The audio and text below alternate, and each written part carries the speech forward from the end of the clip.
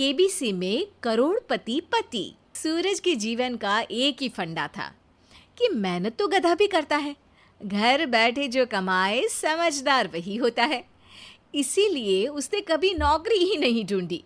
इस बात से हालांकि उसकी पत्नी शिखा बिल्कुल भी अग्री नहीं करती थी, पर फिर भी सूरज को समझाना बेकार था। टीवी में कैसे बनोगे करोड़पति का ऐड देखकर उसे लगा कि बस अब तो घर बैठे ही वो करोड़पति बन सकता है, और उसके पीछे उसने अपने सारे सोर्सेस एक्टिव कर दिए।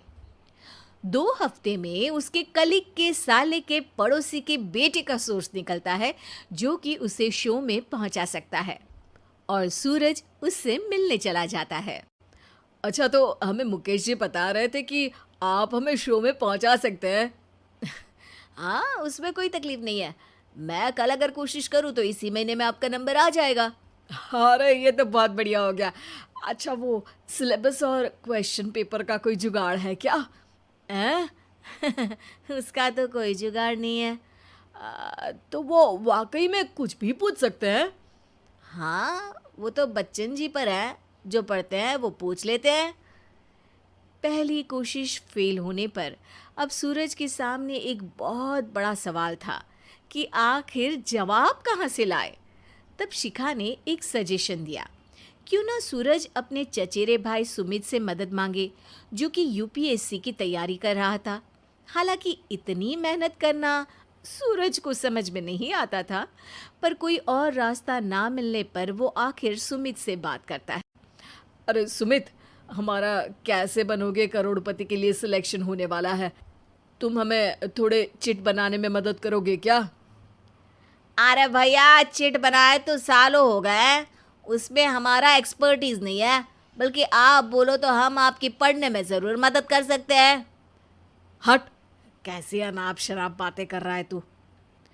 सूरज ने सुमित को मना तो कर दिया था, पर तैयारी करने के सिवाय कोई चारा उसे दिख भी नहीं रहा था, खासकर जब 12 के पेपर लीक करने के एक्सपर्ट शुक्ला जो भी हाथ जोड़ लेते हैं। आखिर सूरज को सुमित के पास जाना ही पड़ा, और उसने सुमित और शिखा से वादा किया कि वो बहुत मेहनत करेगा। 1 महीने की तैयारी के बाद फाइनल हुआ कि शो से 1 हफ्ते पहले एक ट्रायल खेला जाएगा, जहां पर सारे रिश्तेदार ऑडियंस की जगह पर होंगे और शिखा सवाल पूछेगी। दूर दराज से भी रिश्तेदार आकर हाजिर हो गए देखने कि आखिर कैसे बनेगा सुमित करोड़पति। सब कुछ सेट था, और इतने में सूरज आकर अपना स्पीच देता है। ये 1 महीना मेरे लिए आसान नहीं था, पर अपने भाई सुमित और अपनी पत्नी शिखा की मदद से मैं इतनी दूर पहुंच पाया हूँ। मेरे मम्मी पापा के आशीर्वाद ने भी बहुत साथ दिया है मेरा। मैं उम्मीद करता हूँ कि आज के शो में आप लोगों को बहुत मज़ा आएगा। साक्षी पहला सवाल पूछती है और पूरे कमरे में सन्नाटा छा जाता है। इंडिया में कितने स्टेट्स हैं? 3, सॉलिड, लिक्विड और गैस। अरे रुकिए, तो ऑप्शंस तो देने दीजिए। इतने में 5वीं कक्षा का चिंटू बोल उठता है। अरे क्या मामा, आप तो पहले सवाल पर ही आउट हो गए। अरे बेटा, पहला सवाल तो ट्रायल होता है ना। अरे तुम अब देखना। देखने जैसी बात तो थी ही। सूरज को इतना शांत किसी ने नहीं देखा था। कभी कभी तो लगता था मानो सूरज आंख खोलकर ही सो गया हो। मामा जल्दी करो प्लीज, कल सुबह पनवेल भी तो निकलना है। अरे हट, कंसंट्रेट करने दे मुझे। 3 सवाल में 3 लाइफलाइन खत्म हो चुकी थी, और अब चौथे सवाल पर भी सूरज का मौन नहीं टूटा। पर सूरज अभी भी हार मानने को तैयार नहीं था। उधर हर कोई सूरज को छोड़ सुमित को देख रहे थे। आखिर सुमित ने ही तो पढ़ाया था सूरज को। गजब बेइज्जती है यार। अरे बेटा, तो बाप का, दादा का, भाई का, सबका नाम बुड़वाएगा।